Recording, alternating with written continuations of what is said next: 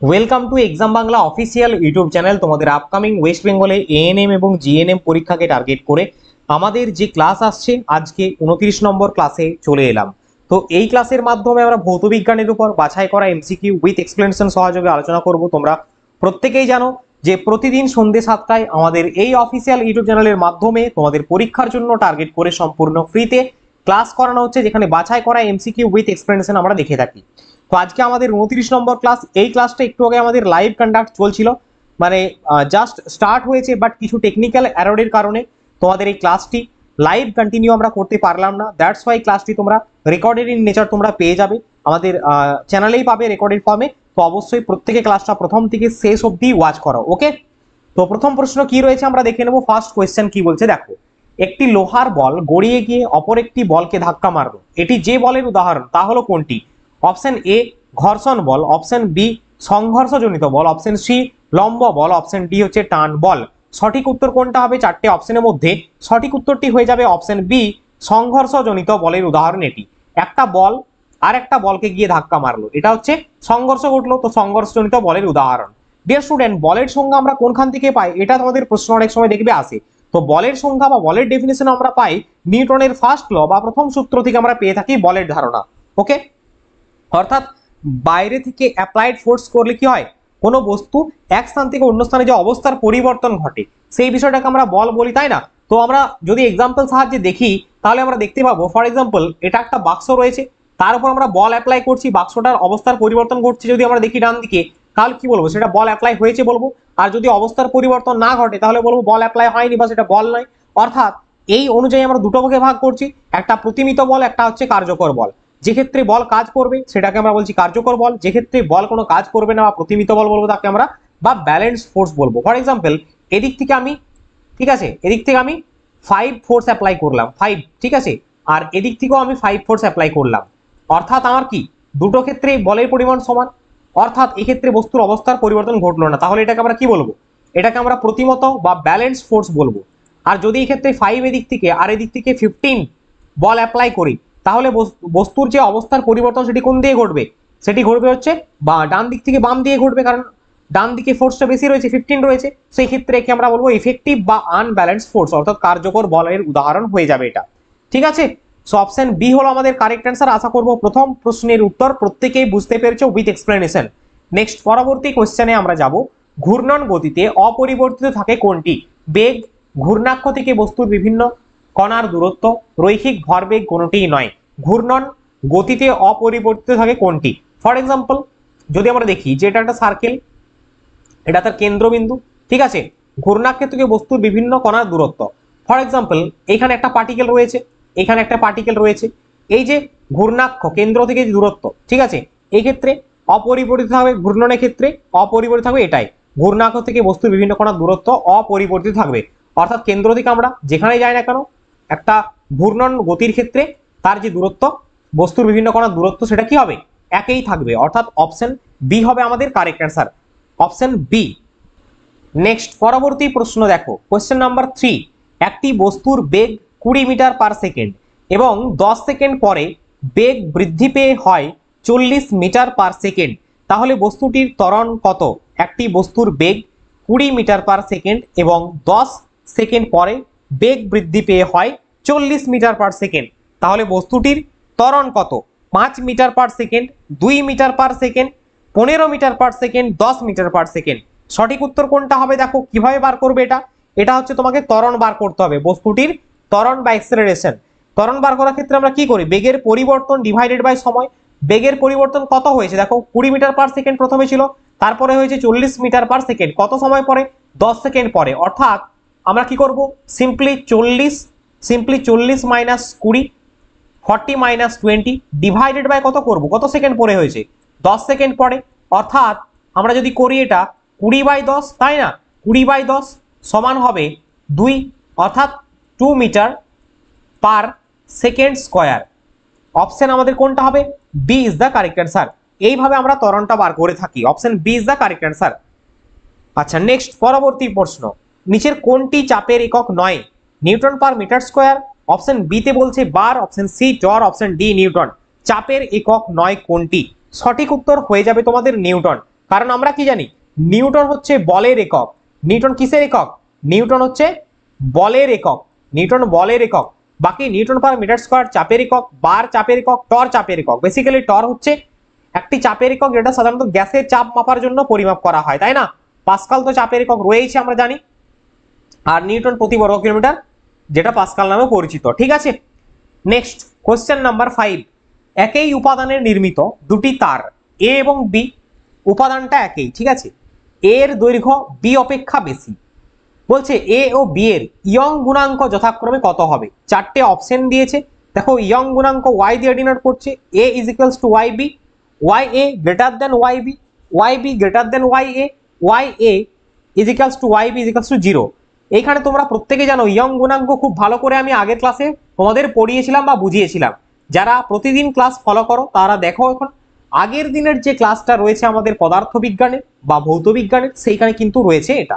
ওকে, তো এই ক্ষেত্রে বেসিক্যালি যেহেতু কি বলছে দুটি নির্মিত দুটি তারের উপাদান এ এবং বি এর উপাদানটা সেম রয়েছে, সেই ক্ষেত্রে আমরা কি করব?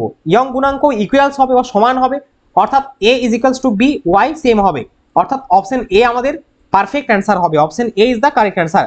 একই উপাদানের নির্মিত তারগুলির জন্য ইয়ং গুণাঙ্ক একই থাকবে। যেহেতু ইয়ং গুণাঙ্ক একটি পদার্থের বৈশিষ্ট্য, তাই এ এবং বি তার দুটির ইয়ং গুণাঙ্ক কি হবে? একই হবে, তাই না? So option A is the correct answer. Next পরবর্তী প্রশ্নে যাওয়ার আগে ছোট্ট একটা আপডেট তোমাদের দেব। এই মুহূর্তে ওয়েস্ট বেঙ্গলে এএনএম এবং জিএনএম পরীক্ষার্থীদের জন্য দারুণ সুযোগ, কারণ শেষ মুহূর্তে তোমার প্রস্তুতিকে যাচাই করার একটাই যেটা শেষ পন্থা, সেটা হচ্ছে ভালো করে প্র্যাকটিস করা। আর তার জন্য প্রয়োজন একটি প্র্যাকটিস সেট। চিন্তা নেই, কারণ এক্সাম বাংলা নিয়ে এসছে তোমাদের জন্য এএনএম এবং জিএনএম পরীক্ষার্থীর জন্য অ্যাডভান্স মক ফাইটার বা প্র্যাকটিস সেট বুক, যেখানে রয়েছে 30টি স্পেশাল প্র্যাকটিস সেট। একদম হুবহু পরীক্ষায় যেরকম প্রশ্ন আসে সেই টাইপের প্রশ্নের সহযোগে একটি পারফেক্ট বই তোমরা বলতে পারো প্র্যাকটিস সেট হিসাবে, যেখানে ক্যাটাগরি 1 ক্যাটাগরি 2 প্রত্যেকটি প্রশ্ন যেভাবে প্রয়োজন সেইভাবে সাজানো রয়েছে। সঙ্গে প্রতিটি সেটের মধ্যে ম্যাথ এবং রিজনিং এর কমপ্লিট সলিউশন রয়েছে। PYQ অর্থাৎ প্রিভিয়াস ইয়ার কোয়েশ্চেনেরও সমাধান তোমরা এখানে পাবে। সঙ্গে অতিরিক্ত 1500 প্লাস এমসিকিউ স্টাডি ম্যাটেরিয়াল পাবে মাধ্যমিকের জীবন বিজ্ঞান ভৌত বিজ্ঞানের উপরে এবং জিকে এর উপরে, যেগুলো তোমাদের প্রস্তুতিকে আরো মজবুত করবে। সঙ্গে ফ্রিতে ওএমআর বুকলেট এই বইটির মধ্যে দেওয়া রয়েছে, যাতে প্র্যাকটিস করতে তোমাদের সুবিধা হয় টাইম ধরে ধরে। তো এই বইটি যারা এখনো পর্যন্ত সংগ্রহ করনি, এই কথাটা বলার একটাই কারণ ইতিমধ্যে হাজার হাজার ছেলে মেয়ে সংগ্রহ করে নিয়েছে। তুমি যদি না করে থাকো, তোমাকে বলবো আমাদের এই ক্লাসের ডেসক্রিপশন বক্সে লিংক দেওয়া আছে, লিংকে ক্লিক করলে তুমি আমাদের অফিসিয়াল ওয়েবসাইটে চলে যাবে, চাপ নেওয়ার কোনো কারণ নেই। সেই লিংকে ক্লিক করার পরে বাই নাওতে যাবে, বাই নাওতে গেলে তুমি দেখবে কুপন কোডে একটা অ্যাপ্লাই জায়গা থাকবে, কুপন কোডটি অ্যাপ্লাই করলে তোমারই সুবিধা হবে। তাহলে সব থেকে বেশি ডিসকাউন্টে তুমি বইটিকে বাড়িতে বসে অনলাইনের থ্রু দিয়ে অর্ডার করতে পারবে। কুপন কোডটি হচ্ছে ANM10, এই কুপন কোডটা ফেলে দিবে, দেখবে তুমি সব থেকে বেশি ছাড় পাচ্ছ। তো এখনো যারা সংগ্রহ করেনি প্রত্যেকে সংগ্রহ করে নাও আমাদের অফিসিয়াল ওয়েবসাইট থেকে, ঠিক আছে? চলো নেক্সট পরবর্তী 6 নম্বর কোশ্চেনে যাই। দেখো 6 নম্বর প্রশ্ন বলছে দ্রুতগামী ট্রেনের কাছে দাঁড়ানো কোনো ব্যক্তির ট্রেনের দিকে চলে যাওয়াকে যার সাহায্যে ব্যাখ্যা করা যায় তা হলো, অপশন এ তে বলছে অস্টক সূত্র, অপশন বি বার্নৌলির উপপাদ্য, অপশন সি নিউটনের সূত্র, অপশন ডি কোনোটিই নয়। তোমরা রেগুলার যারা ক্লাসে রয়েছে আশা করবো প্রত্যেকেই পারবে। যদি অ্যান্সার জানো কমেন্টের মাধ্যমে জানাবার চেষ্টা করো। এটা আমি আগের দিন ক্লাসে কোনো একটা বোঝাতে গিয়ে পড়িয়েছিলাম বার্নৌলির উপপাদ্য বা বার্নৌলি সূত্রের সাহায্যে এটাকে ব্যাখ্যা করা যায়। বার্নৌলির উপপাদ্যের সাহায্যে আর কি ব্যাখ্যা করা যায়? ঘরের ছাউনি, টিনের ছাউনি উড়ে যাওয়া ঝড় দিলে, ঠিক আছে, এই বিষয়গুলো কিন্তু বার্নৌলি সূত্রের সাহায্যে ব্যাখ্যা করা যায়। দ্রুতগামী ট্রেনের কাছে দাঁড়ানো ব্যক্তি ট্রেনের দিকে চলে যাওয়াকে ব্যাখ্যা করা যায় বার্নৌলি সূত্রের সাহায্যে। জিনিসটা কিরকম দেখো, দ্রুতগামী ট্রেনের সংলগ্ন স্থানে বায়ুর বেগ বেশি হয়। বায়ুর বেগ বেশি মানে সেখানে কি চাপ কম হয়, তুলনায় ট্রেন থেকে দূরে থাকা বায়ুর বেগ কম হয় এবং চাপ বেশি থাকে। সো ব্যক্তি ট্রেনের কাছাকাছি থাকলে কি হবে, উচ্চচাপের কারণে ট্রেনের দিকে ধাক্কা অনুভব করে, ফলে দুর্ঘটনা ঘটার সম্ভাবনা থাকে। দ্যাটস ওয়াই বলা হয় না যে প্ল্যাটফর্মে দাঁড়িয়ে থাকলে মানে রেল লাইনের কাছাকাছি যখন ট্রেন যাচ্ছে সেখানে দাঁড়িয়ে থাকা উচিত নয়, কারণ ট্রেনটা টেনে নিতে পারে। একইভাবে এই সূত্রটা আমরা অ্যাপ্লাই করি কোথায়? দেখবে ঝড় দিলে ঘরের বা বাড়ির টিনের ছাউনি বা খড়ের ছাউনি উড়ে যায় কেন? কারণ একদম টপ যদি আমরা দেখি বাড়ির ছাদে মানে সরি বাড়ির যে ছাউনি রয়েছে তার উপরে বেগ বেশি থাকে, বাতাসের বেগ বেশি থাকে কিন্তু চাপ কম থাকে। তুলনামূলকভাবে নিচে কি হয়, মানে ছাউনির নিচে বেগ কম থাকে, চাপ বেশি থাকে। দ্যাটস ওয়াই কি হয়, উপর থেকে যখন হাওয়া প্রবল বেগে যাচ্ছে তখন টিন ঘরের ছাউনিকে উড়িয়ে নিয়ে চলে যায়, এই বিষয়টা এখানে কিন্তু এক্সপ্লেন করতে পারি আমরা। ওকে, আশা করি প্রত্যেকে বুঝতে পেরেছো। নেক্সট পরবর্তী কোশ্চেন, জলে তেল ফেললে পৃষ্ঠটান কি হয়? অপশন এ বলছে একই থাকে, অপশন বি কমে যায়, অপশন সি বাড়ে, অপশন ডি হচ্ছে কমে বা বাড়ে। সো 7 নম্বর প্রশ্নের সঠিক উত্তরটা হবে জলে তেল ফেললে পৃষ্ঠটান বা সারফেস টেনশন কমে যায়। Option B is the correct answer. আচ্ছা, এখানটা একটু জিনিসটা তোমরা বুঝে নাও। দেখো, জলে তেল ঢাললে জলের পৃষ্ঠটান বা সারফেস টেনশন কমে যায় কেন? কারণটা হচ্ছে কি হয়, জলের যে সমস্ত মলিকিউলগুলো রয়েছে, অণুগুলো রয়েছে, তাদের মধ্যে ইন্টার মলিকুলার অ্যাট্রাকশন, অর্থাৎ যদি আমরা বাংলায় বলি আন্তর আণবিক আকর্ষণ বা কোহেসিভ ফোর্স বা সংশক্তি বল তেলের অণুর চেয়ে বেশি হয়। অর্থাৎ ওয়াটারে যে সমস্ত মলিকুলগুলো রয়েছে, সেই ওয়াটারের মধ্যে যে সমস্ত বা জলের মধ্যে মলিকুলগুলো রয়েছে, তাদের মধ্যে ইন্টার মলিকুলার যে অ্যাট্রাকশন, একে অপরের প্রতি যে অ্যাট্রাকশন বা আকর্ষণ বা ইন্টার মলিকুলার আকর্ষণ, সেটা বেড়ে যায় এবং তেলের তুলনায় সেটা বেশি থাকে। কার? তেলের তুলনায় তেলের অণুর চেয়ে বেশি হয় জলের। ফলে কি হয়, তেল জলের উপরে ভাসে, তেল কি হয়, জলের উপরে ভাসে এবং জল ও তেলের মধ্যে আকর্ষণ কম থাকে, এই বিষয়টাই বলা হচ্ছে এখানে। আচ্ছা, নেক্সট পরবর্তী কোশ্চেন, 1 মেগাওয়াট সমান কত? 1000 kilowatt, 106 kilowatt, 746 kilowatt, 1.34 HP. 1 megawatt সমান হচ্ছে 1000 কিলোওয়াট। অপশন এ হবে সঠিক উত্তর। এছাড়াও আমরা আরেকটা জিনিস পেতাম এখানে, 10 to the power 6, 10 to the পাওয়ার 6 কি পেতাম, কিলোওয়াট নয় কিন্তু, তখন আমাদেরকে ওয়াটে লিখতে হতো। এটাও তোমরা অপশনে দেখতে পারো। So option A is the correct answer হবে সঠিক উত্তর। দেখো, 1 মেগাওয়াটের সঠিক উত্তর আমরা যদি দেখি 1000 কিলোওয়াট, 1 মেগাওয়াট সমান 1000 কিলোওয়াট, বা 1 কিলোওয়াট আবার আমরা কি করি 1000 ওয়াটের সমানও লিখতে পারি। আচ্ছা, কিলোওয়াটকে তখন, আর 1 মেগাওয়াট সমান এখানে 10 টু দি পাওয়ার 6 ওয়াট বা 1000 কিলোওয়াটের সমান। 1 horse power HP is equals to 746 watt, এটাও পরীক্ষাতে তোমাদের আসে। ওকে, তো ক্লাসটিকে দ্রুত প্রত্যেকে শেয়ার করে দাও বন্ধুদের সাথে বিভিন্ন গ্রুপে, আর যদি ভালো লাগছে একটা লাইক করে দাও। নেক্সট পরবর্তী প্রশ্নে চলো, কোশ্চেন নাম্বার 9, নেগেটিভ কার্যের ক্ষেত্রে প্রযুক্ত বল ও সরণের মধ্যেকার কোণ হলো কোনটি? Option A 0 degree, option B 45 degree, option C 90 degree, option D 180 degree. Negative কার্যের ক্ষেত্রে দেখো, কাজ হচ্ছে একটা স্কেলার কোয়ান্টিটি যেটা বল এবং সরণের উপর নির্ভর করে। কাজ পজিটিভ, নেগেটিভ, জিরো যে কোনো হতে পারে। কাজ পজিটিভ হয় যখন বল এবং সরণের দিক একই থাকে, বল এবং সরণ অর্থাৎ ফোর্স এবং তার এক্সেলারেশন একই দিকে হয়, তখন কাজটা কি হয়, ঋণাত্মক হয়। এবং সরণের দিকে বিপরীত এবং কাজ শূন্য হয় যখন বল এবং সরণের মধ্যে 90 ডিগ্রি কোণ হয়। আর নেগেটিভ কার্যের ক্ষেত্রে কি হবে, এখানে উল্লেখ করা রয়েছে, দেখো নেগেটিভ কাজ কখন হবে, যখন সরণের দিকে বল এবং সরণের দিক বিপরীত হয়। ঠিক আছে, ফর এক্সাম্পল এটা হচ্ছে ফোর্স আর এদিকে হচ্ছে এক্সেলারেশন রয়েছে, দুটো বিপরীত হয়, ফোর্স এদিকে কাজ করছে, ঠিক আছে, ফোর্স এদিকে কাজ করছে আর এক্সেলারেশন এদিকে হচ্ছে, অর্থাৎ সেই সময় কি হবে, নেগেটিভ হবে। অর্থাৎ বল বস্তুর দিকে কাজ করে, এটা আমি তোমাদের হরাইজন্টালি বুঝালাম, কিন্তু বস্তুটি অন্যদিকে সরছে, এই ক্ষেত্রে বল এবং সরণের মধ্যে কোণ হবে 180 ডিগ্রি। যদি আমরা খুব ভালো করে একটা এক্সাম্পল দিই, ফর এক্সাম্পল কোনো বস্তুকে তোমরা উপরের দিকে ছুঁড়ছো, ঠিক আছে, তাহলে কি হবে, মধ্যাকর্ষণ বল বস্তুকে নিচের দিকে টানবে। বলকে তুমি ফোর্স অ্যাপ্লাই করছো কোন দিকে, ফর এক্সাম্পল একটা বলকে তুমি উপরের দিকে ছুঁড়ছো, অর্থাৎ ফোর্স অ্যাপ্লাই হচ্ছে কোন দিকে, ফোর্স অ্যাপ্লাই হচ্ছে উপরের দিকে, তাই না?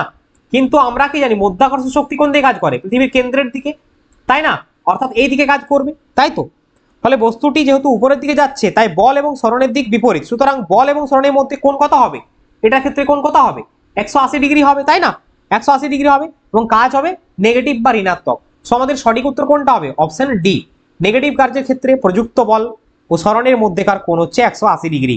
Option D is the correct answer.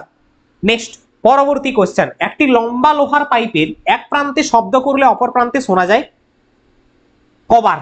একবার, দুবার, তিনবার, চারবার।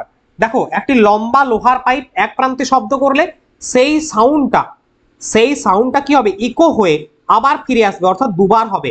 Option B is the correct answer. যদি পাইপ অনেক লম্বা হয় তাহলে চারবারও আমরা শুনতে পেতে পারি, তিনবারও শুনতে পেতে পারি, বাট একটা পারফেক্ট অ্যান্সার যদি চাও তাহলে দুবার হবে সঠিক উত্তর, অপশন বি। নেক্সট পরবর্তী কোশ্চেন, কোশ্চেন নাম্বার 11, শব্দ দূষণের ফলে মানুষ অপশন এ অন্ধ হতে পারে, অপশন বি বধির হতে পারে, অপশন সি পঙ্গু হতে পারে, অপশন ডি পেটের রোগে আক্রান্ত হতে পারে, যেটা একদমই ইম্পসিবল। শব্দ দূষণে কার পেটের রোগ হয়, অন্ধ হবে এটাও ভুল, পঙ্গু হতে পারে, এটাও ভুল। সঠিক উত্তর বধির হয়ে যেতে পারে। Option B is the correct answer. Next question number 12, 12 নম্বর প্রশ্নে চলে এলাম। একই সময় ধরে রোদে ফেলে রাখা একটি লোহার টুকরো সমভারের একটি কাঠের চেয়ারের তুলনায় বেশি গরম লাগে, তার কারণটা কি? অপশন এ জল সমের তারতম্য, অপশন বি তাপ গ্রহিতার তারতম্য, অপশন সি তাপ পরিবহনের তারতম্য, অপশন ডি আপেক্ষিক তাপের তারতম্য। দেখো, আপেক্ষিক তাপের তারতম্যের কারণেই একটি লোহার কি হয়, লোহা এবং একটি কাঠের চেয়ারের তুলনায় বেশি গরম লাগে। কারণটা হচ্ছে আপেক্ষিক তাপের তারতম্য, অর্থাৎ 12 নম্বরের সঠিক উত্তর হবে অপশন ডি।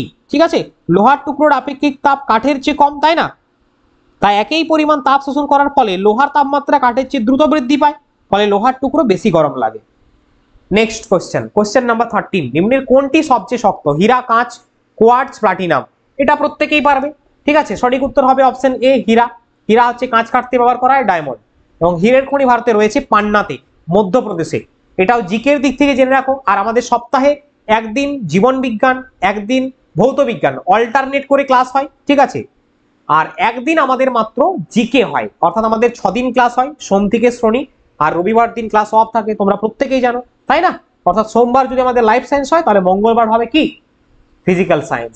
নেক্সট পরবর্তী দেখো একটা ইম্পর্টেন্ট পয়েন্ট, ইউরেনিয়াম হচ্ছে প্রাকৃতিকভাবে পাওয়া সবথেকে ভারী মৌল, যার পারমাণবিক সংখ্যা 92। নেক্সট পরবর্তী প্রশ্ন, কেরোসিন তেলে নিম্নলিখিত কোন উপাদানটি নিরাপদে রাখা হয়? সোডিয়াম, তামা, পারদ, রূপা। Right answer will be option A, সোডিয়ামকে কেরোসিন তেলের মধ্যে নিরাপদে রাখা হয়। Option A is the correct answer.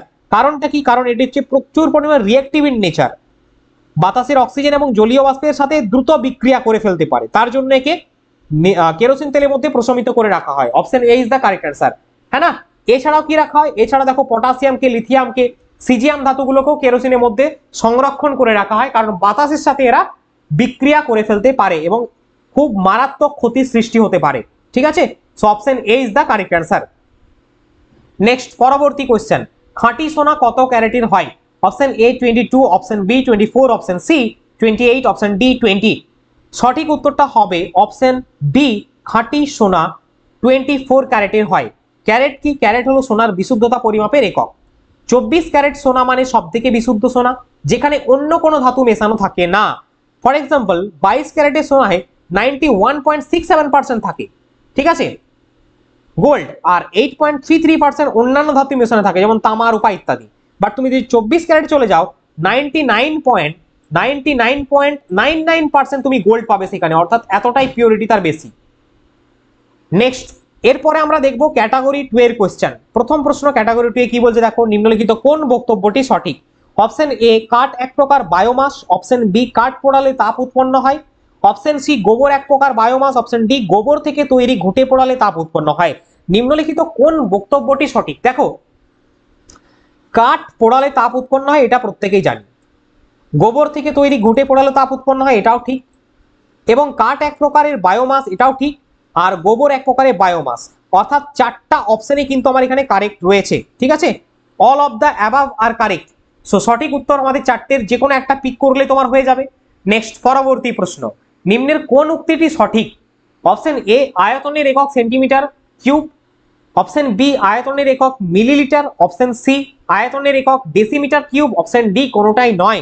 সঠিক উত্তর কোনটা হবে বলো? 17 নম্বর প্রশ্ন। দেখো, সঠিক উত্তরটি হয়ে যাবে তোমাদের অপশন এ, বি এবং সি, তিনটাই কারেক্ট রয়েছে। কারণ দেখো ডেসিমিটার কিউব এটা তোমরা ভাবছো হবে কি হবে না, এটাও একটা তোমার হচ্ছে আয়তন পরিমাপের একক। এটা হচ্ছে গ্যাসের আয়তন প্রকাশ করা হয় এই ডেসিমিটার কিউব দিয়ে, আর আয়তনের একক সেন্টিমিটার কিউব এবং আয়তনের একক মিলিলিটার এগুলো হয়ে থাকে। সো অপশন এ, বি এবং সি হচ্ছে তোমাদের সঠিক অ্যান্সার। নেক্সট পরবর্তী প্রশ্ন, বিভিন্ন রশ্মির ব্যবহার সম্পর্কে নিম্নের কোনটি ঠিক? অতি বেগুনি রশ্মি জীবাণু ধ্বংসের কাজে ব্যবহার করা হয়, অপশন বি এক্স রশ্মি চিকিৎসা বিজ্ঞানে রোগ নির্ণয় করতে কাজে লাগে, অপশন সি গামা রশ্মি গবেষণার কাজে লাগে, অপশন ডি উপরের সবগুলোই। 18 নম্বর প্রশ্নের সঠিক উত্তর হবে তোমাদের উপরের সবগুলোই। ঠিক আছে, option D is the correct answer. Next, নিম্নের কোনটি অন্তরকের উদাহরণ? রবার, কাঠ, তামা, সোনা। ইনসুলেটরের কাজে লাগে কোনটা? রবার কাজে লাগে, কাঠ কাজে লাগে, তামা সোনা নয়। তামা সোনা তো এর সাহায্যে বিদ্যুৎ পরিবাহী হয়, এরা হচ্ছে পরিবাহী, গুড তোমার কি বলে বিদ্যুৎ পরিবাহী, ঠিক আছে। সঠিক উত্তর হবে অপশন এ এবং বি। নেক্সট, নিম্নের কোন উক্তিটি সঠিক? একদম ভিভিআই কোশ্চেন, একদম VVI question, okay. Option A বলছে 1945-এ দ্বিতীয় বিশ্বযুদ্ধে 6ই আগস্ট জাপানের হিরোশিমায় এবং 9ই আগস্ট নাগাসাকিতে পারমাণবিক বোমা ফেলা হয়েছিল। অপশন বি বলছে প্রথমটি ইউরেনিয়াম 235-এর বিস্ফোরণ এবং দ্বিতীয়টি প্লুটোনিয়াম 239-এর বিস্ফোরণ। অপশন ডি এটি সংযোজন বিক্রিয়ার উপর ভিত্তি করে ঘটেছিল। বলো কোন উত্তরটা বা কোন অপশনটা সঠিক। দেখো, প্রথমত আমরা নিউক্লিয়ার সম্পর্কে জানছি, অ্যাটম বোম সম্পর্কে জানছি, তাই না। পারমাণবিক বোমা সংযোজন বিক্রিয়ায় কাজ করে না, এটা ভুল হবে। পারমাণবিক বোমা কি কাজ করে বলতে পারবে? পারমাণবিক বোমা হচ্ছে বিভাজনের মাধ্যমে কাজ করে, তাই না। বিভাজনের মাধ্যমে, অর্থাৎ একটা বড় অ্যাটম এটা থেকে ভেঙে করে ছোট ছোট দুটো অ্যাটম হয়ে যাবে, তাই না। হ্যাঁ না, এই বিষয়টা হয়, এটা আমরা জানি, ঠিক আছে। তো এই ক্ষেত্রে দেখো 1945-এ দ্বিতীয় বিশ্বযুদ্ধ হয়েছিল, এটাও ঠিক, এবং জাপানের হিরোশিমা নাগাসাকিতে বোমা ফেলা হয়েছিল, পারমাণবিক বোমা, এটা ঠিক। আর প্রথমটি ইউরেনিয়াম 235-এর বিস্ফোরণ এবং দ্বিতীয়টি হচ্ছে প্লুটোনিয়াম 239, এটাও ঠিক। অর্থাৎ আমাদের অপশন এ, বি এবং সি হবে রাইট অ্যান্সার, ঠিক আছে। আর সংযোজন বিক্রিয়ার উপর ভিত্তি করে এটা ঘটেছিল এবং নিউক্লিয়ার বিভাজন বিক্রিয়ার কি এটা বিভাজন বিক্রিয়ার মাধ্যমে ঘটে থাকে। অপশন এ, বি এবং সি হবে correct answer. So dear student and aspirant, আজকের ক্লাসে আমাদের এই ছিল বাছাই করা এমসিকিউ উইথ এক্সপ্লেনেশন। আশা করব প্রত্যেকের ক্লাস ভালো লেগেছে। যদি ভালো লাগে একটা লাইক করে দাও, আর যারা এখনো পর্যন্ত বইটা সংগ্রহ করনি, প্র্যাকটিস সেট বই আজই সংগ্রহ করে নাও। ক্লাসটা দেখার পরে লিংক ডেসক্রিপশন বক্সে দেওয়া আছে। সকলে আমাদের হোয়াটসঅ্যাপ গ্রুপে যুক্ত হয়ে যাবে, সেখানে বিভিন্ন ফ্রি পিডিএফ, ক্লাস আপডেট, পরীক্ষা সংক্রান্ত আপডেট, বিভিন্ন খবরাখবর পাওয়ার জন্য। দেখা হচ্ছে তোমাদের সাথে নেক্সট ক্লাসে। সকলে ভালো থাকবে, সুস্থ থাকবে। বন্দে মাতরম, জয় হিন্দ।